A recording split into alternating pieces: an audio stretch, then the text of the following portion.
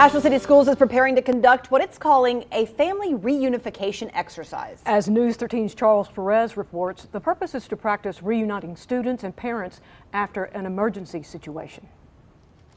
Most of us grew up doing fire drills at school.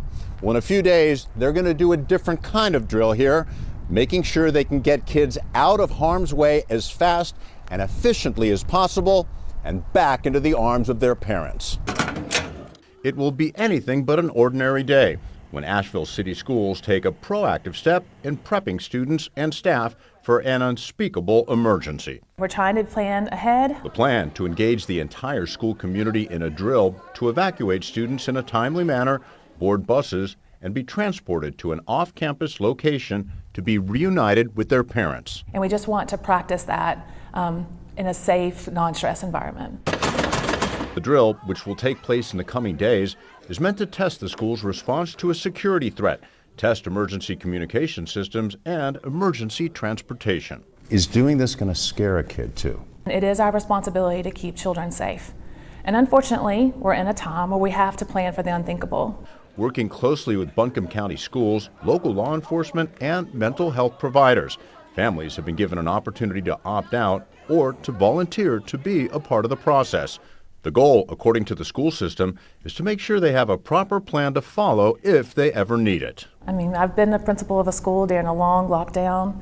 I've been in a school after we've lost students. And it is a great responsibility to make sure you protect other people's children to the best of your ability. According to the school system, when it comes to the safety of our kids, the rule that matters most is it's better to be prepared than not. News 13's Rex Hodge shows us in Haywood County, that means the oath of office for commissioners, a sheriff, and a young tax collector. It was a swearing-in ceremony for re-elected commissioners, also a brand new one, and a brand new and very young tax collector. So help you God. Congratulations.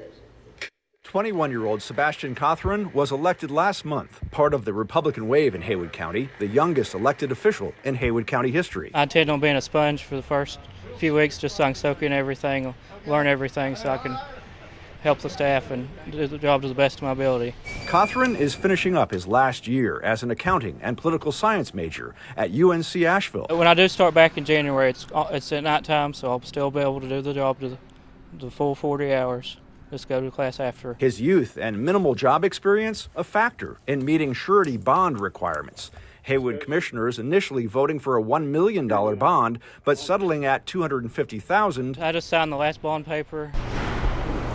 Along with internal controls. Our finance director and myself talked about it as far as how we can help him. And County Manager Bryant Moorhead says some oversight is needed given the amount of revenue handled by the tax collector's office. Can you give me a couple specifics about how you're going to be overlooking? Probably do more auditing of their functions. We've decided to do it more frequently for the next 6 months, year. For the first few weeks, I'm not allowed to touch the money. I get audited every quarter. Just typical stuff that really should be there anyway. Do you solemnly swear that you will truly and well execute? Terry Ramey is the newcomer to the Board of Commissioners with issues he'd like to address. Homeless and the drugs.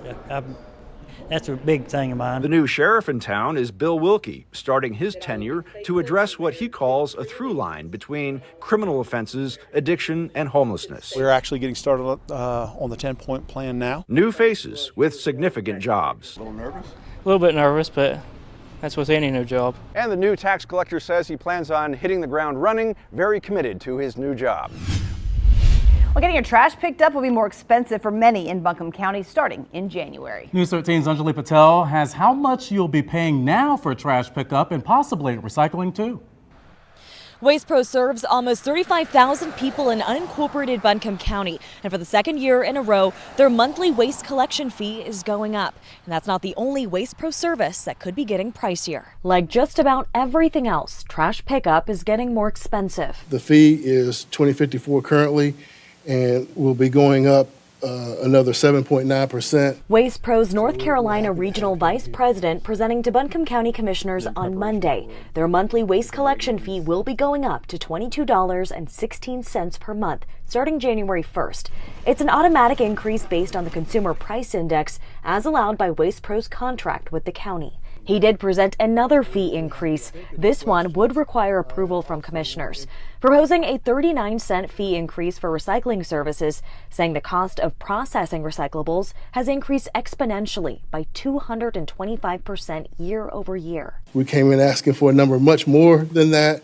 That 225% increase works out roughly to about $2.35 per home is what the increase in recycling goods is actually costing us. The county's 5-year contract with Waste Pro is for weekly trash pickup and recycling collection every other week. There have been some complaints, though, some of which allege that those services haven't been happening as frequently for some citizens.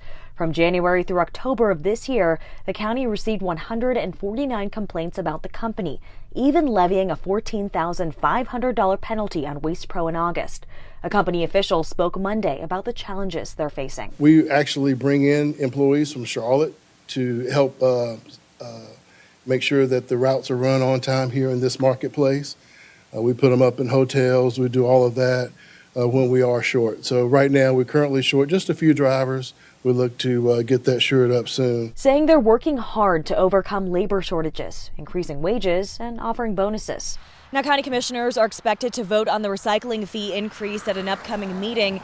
If approved, it would go into effect on January 3rd.